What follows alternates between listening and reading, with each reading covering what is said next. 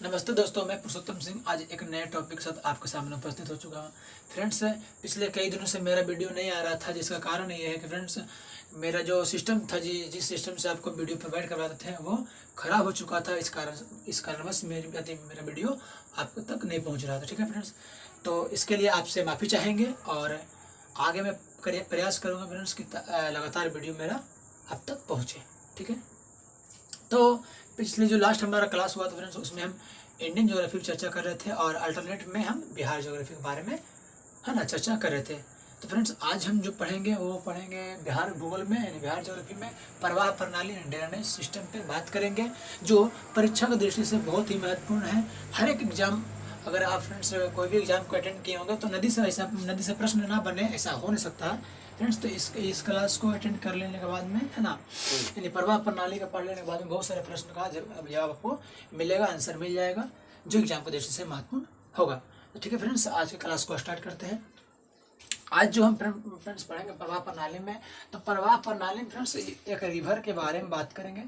River के बारे में फ्रेंड्स आज हम जो बात करेंगे वो थोड़ा सा बेसिक नॉलेज लेंगे। उसके बाद आगे के वीडियो में हम फैक्चुअल क्वेश्चन जो पूछे जाते हैं एग्जाम में उनकी हम बात करेंगे, लेकिन आज थोड़ा सा एक बेसिक नॉलेज रिवर से जुड़ा ले लेते हैं। देखिए फ्रेंड्स, रिवर जो है, नदी जो है उसका सभी जैसे हम लोग का जन्म होता है, इससे नदी का भी जन्म होता है।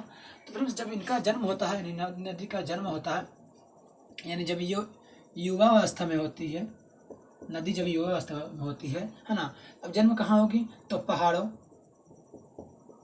पर्वतों में इनका जन्म होता है ना।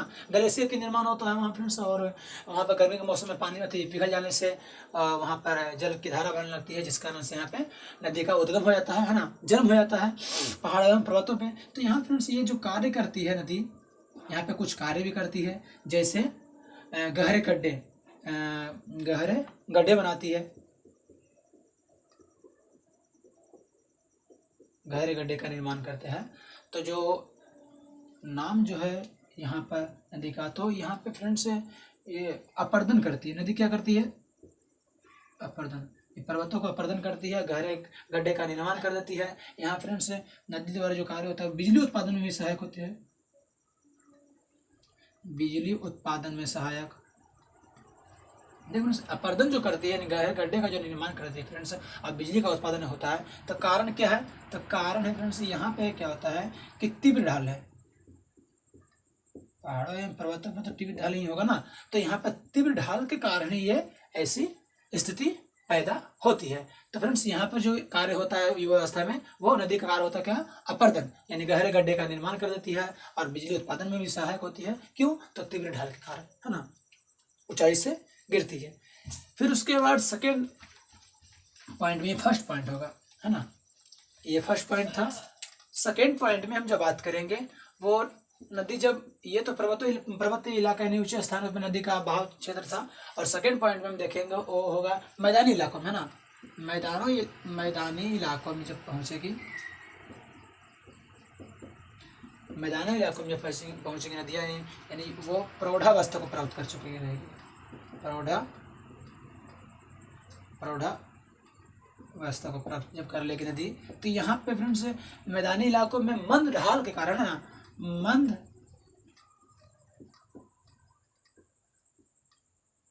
किस कारण से? तो मंद ढाल के कारण से यहाँ पे विसर्पण करने लगती है, नदियां जो है विसर्पण करने लगती है,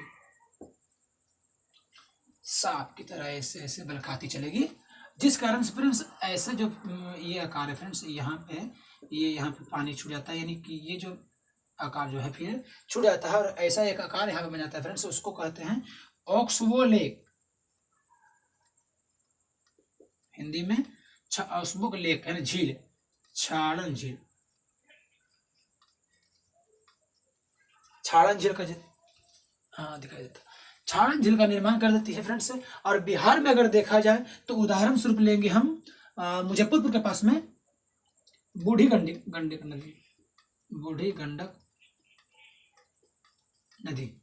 नदी जो है मुजफ्फरपुर के पास में बूढ़ी गंडक नदी विसर्पण करती है और छाड़न झील का निर्माण कर देती है। ठीक है ना, प्रौढ़ावस्था में मंद ढाल के कारण, ठीक है। थर्ड पॉइंट में हम बात करेंगे वे जो नदी है फ्रेंड्स, विसर्पण फ्रेंड्स मंद ढाल के भी कारण करती है, और जो अवसादों का बहाव करती है नदी, जो पर्वत पहाड़ों से जो निकलती है और खाई का जो निर्माण करती है, तो खाई जो बनाती है फ्रेंड्स, वहां से अवसाद, भारी मात्रा में अवसादों का परिवहन करती है नदियां, है ना। तो जब परिवहन करती है नदियां अवसादों का, तो कांफ एवं सिल्ट का सिल्ट जो होती है उसका परिवहन करती है, तो अपने साथ जब लेके जाती है फ्रेंड्स, तो यहाँ पे जो मंद ढाल के कारण, मैदानी इलाकों में मंद ढाल के कारण अवसादों को परिवहन करने में असमर्थ हो जाती है ना, जिससे यहाँ पर क्या होता है कि विसर्पण करने लगती है नदियां, और बाढ़ जैसा स्थिति पैदा करती है, और बिहार में सबसे ज्यादा बाढ़ आती भी है ना, उत्तर भारत की नदियों के कारण सबसे ज्यादा। ठीक है। थर्ड पॉइंट में बात करेंगे, जब वृद्धावस्था को प्राप्त कर चुकी होती है, वृद्धावस्था को जब प्राप्त करती है नदियां, तो यहाँ पे जो कार्य इनका होता है, यहाँ पे सबसे ज्यादा मंद ढाल हो जाता है ना। तो कार्य जो यहाँ पे होता है वो होता है निक्षेपण। अब जो यहाँ पर अवसाद जो लाती है, बहाकर अपने साथ है, अवसाद हो, कांप, सिल्ट, गाद, जो भी, तो अवसादों का निक्षेपण करती है ना, जहां पर नदी अपनी मुहाना बनाएगी, है ना। तो आप नाम सुने होंगे भी, नहीं सुने तो सुन लीजिए, गंगा ब्रह्मपुत्र डेल्टा या सुंदरबन डेल्टा। बंगाल खाड़ी में, जब बंगाल खाड़ी में गंगा नदी एवं ब्रह्मपुत्र नदी की जो धारा मुहाना बनाती है, उस समय डेल्टा का निर्माण कर देती है ना, अवसादों का निक्षेपण करती है वहां पर, और जिस कारण से वहां पे डेल्टा का निर्माण हो जाता है, एक समतल बड़ा सा भूमि का निर्माण हो जाता है, जो बहुत ही उपजाऊ होती है, और विश्व का सबसे बड़ा जो डेल्टा है वह गंगा और ब्रह्मपुत्र डेल्टा ही है ना। मंद ढाल के कारण ये निर्माण होता है। ठीक है फ्रेंड्स, तो हमने देखा आज रिवर के बारे में एक बेसिक नॉलेज देखे हैं ना, बेसिक पॉइंट को हम समझे हैं कि जब युवा अवस्था में रहती है नदियाँ तो क्या करती है, क्या कार्य करती है, कैसी स्थिति वहाँ पैदा करती है, उसके बाद प्रौढ़ावस्था में जब नदियाँ रहती है तो किस तरह का कार्य करती है, एवं वृद्धावस्था में जब पहुँचती नदियाँ तो किस तरह करती है, उसके कार्य करती है। उसके बाद जो फ्रेंड्स वृद्धावस्था बाद वो नदियाँ विलीन हो जाती है, कहाँ, तो कोई महासागर में, या कोई सागर में, या कोई अलग अपनी बड़ी नदियों में, है ना।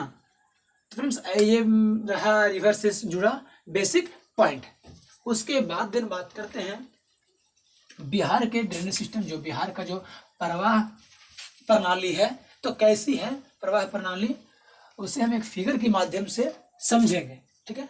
तो बिहार की अगर देखेंगे फ्रेंड्स, तो ये जा रही है गंगा नदी, ठीक है फ्रेंड्स, गंगा नदी जा रही है, और ये आई नदी उत्तर की ओर से,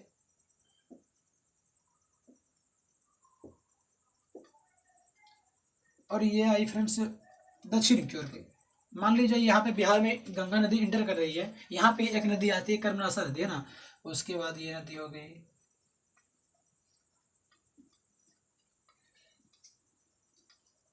है ना। थोड़ा सा नाम भी हम यहाँ पे नोट कर लेते हैं। ये हो गई घाघरा, मुख्य नदी है फ्रेंड्स, ये गंगा नदी। यानी बिहार का जो प्रवाह जो क्षेत्र है फ्रेंड्स, वह गंगा नदी द्वारा नियंत्रित है ना। बिहार का जो जल प्रवाह है वह गंगा नदी द्वारा नियंत्रित है, यानी उसका जो नियंत्रण है वह गंगा नदी है। ठीक है, क्योंकि बिहार सब पूरी बिहार का जल को जो है गंगा नदी ही अपने साथ लेकर बंगाल की खाड़ी में विलीन हो जाती है ना, मुहाना बना देती है। तो ये घाघरा नदी हो गई है, ये गंडक नदी हो गई, गंडक, और ये हो गया बूढ़ी गंडक, ये हो गया कमला, कमला नहीं सर, नहीं सॉरी, बागमती, कमला बलान, ये हो गया कोसी, और ये हो गया महानंदा। दक्षिण बिहार की नदियों की देख लें तो ये हो जाएगा कर्मनासा, चौसा के पास में है ना, जहाँ पर गंगा बिहार में एंट्री करती है। उसके बाद कर्मनासा के बाद में हो गई सोन, पुनपुन, फल्गु नदी, सकरी, क्यूल नदी या चंदन नदी, ठीक है। और भी छोटी छोटी नदियाँ हैं, उसको हम फ्रेंड्स जब हम फैक्चुअल क्वेश्चन के है ना एग्जाम के दृष्टि से जो प्रश्न पूछाते हैं उसके नदी पूरी नदी के बारे में जब हम चर्चा करेंगे तब हम वहाँ पे उस नदी को भी हम पॉइंट ऑफ कर लेंगे, पॉइंट नोट कर लेंगे, ठीक है फ्रेंड्स। ये हो गया बिहार का परवा क्षेत्र, है ना। ये उत्तर साइड में हो गया, ये दक्षिण साइड का हो गया, ठीक है फ्रेंड्स। लिख लेंगे, नोट कर लेंगे फ्रेंड्स स्क्रीनशॉट लेके। डस्टर कहाँ रखा गया है फ्रेंड्स, मिल नहीं रहा है, इस तरह से कपड़ा से साफ करना पड़ रहा है। ये हो गया फ्रेंड्स। बिहार की जो प्रवाह प्रणाली है, बिहार में जो नदियाँ बहती है वह दो प्रकार की है ना। बिहार की जो नदियाँ है वह दो टाइप की है। तो बिहार की नदियाँ जो दो टाइप की है कौन कौन सी देख लेते हैं। एक है फ्रेंड्स हिमालयी, दूसरा है प्रायद्वीपीय। यानी एक जो आती है उत्तर की ओर से पर्वतों, उत्तर का हिमालय पर्वतों से होकर आती है, और दूसरा आती है दक्षिण भारत की ओर से, है ना, प्रायद्वीपीय पठारी क्षेत्र से आती है। देखो हिमालयी जो नदियां हैं वह सदावाहिनी है, सदावाहिनी। और ये जो है फ्रेंड्स बरसात के मौसम में ही सदावाहिनी नहीं है। यानी यहाँ की जो नदियां हैं वहाँ पर सालों भर बारिश, सालों भर पानी नहीं होती है, लेकिन यहाँ की नदियों में सालों भर पानी होती है। तो कारण क्या है उसे हम आज नोट कर लेंगे, है ना।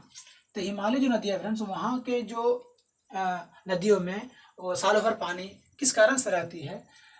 तो फर्स्ट कारण है कि बरसात जब होती है, यानी बरसात यानी भारत में साउथ वेस्ट मानसून जब आती है उस कारण से इन नदियों में जल आ जाता है, ठीक है फ्रेंड्स। सेकेंड जो पॉइंट होगा वह ठंडी ठंडी समय में, है ना, शरद ऋतु में जो पश्चिमी विक्षोभ आती है, पश्चिमी विक्षोभ भूमध्य सागर में उत्पन्न होता है ना। उत्पन्न कहाँ होता है फ्रेंड्स, उत्पन्न होता है इसका पश्चिमी विक्षोभ का उत्पन्न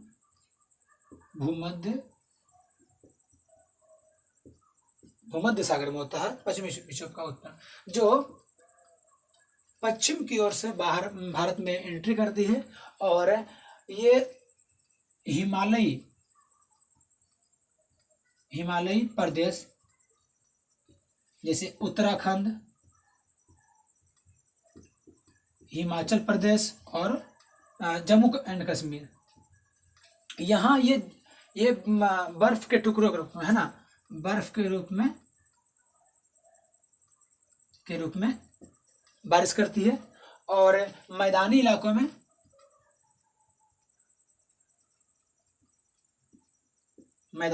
में जल बूंदों के रूप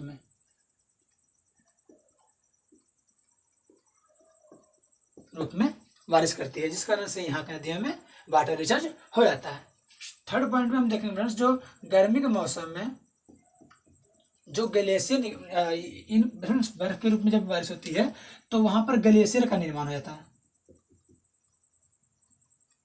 ग्लेशियर का निर्माण होता है। और यही ग्लेशियर जब गर्मी के मौसम में पिघलती है तो वाटर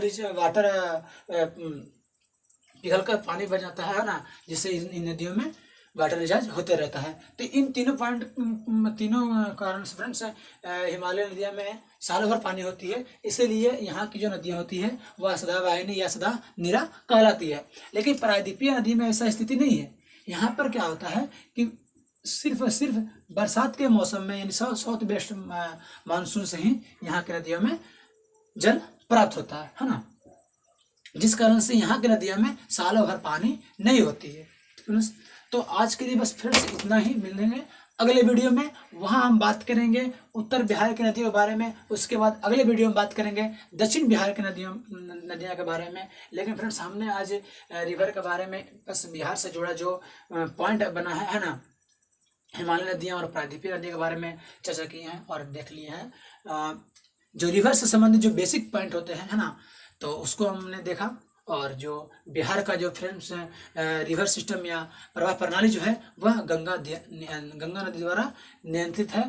हिमालयी क्षेत्र से जो भी जल होता है वह एकत्रित कर सभी नदियां है ना, सहायक नदियों द्वारा गंगा में लाकर प्रवाह कर दिया जाता है। और जो दक्षिण का जो पठारी क्षेत्र है, यानी छोटा नागपुर का पठार, एमपी का मैकाल पर्वत, या फिर बोलिए राजस्थान का आती है ये एमपी का ही विंध्य पर्वत श्रेणी से जो भी नदियां दक्षिण भारत से आती है वो अपने जल का प्रवाह कहाँ करती है, तो गंगा नदी में। इसलिए फ्रेंड्स आप ध्यान रखिएगा कि बिहार का जो जल प्रवाह है या फिर बिहार का जो प्रवाह क्षेत्र है वह गंगा नदी द्वारा नियंत्रित है।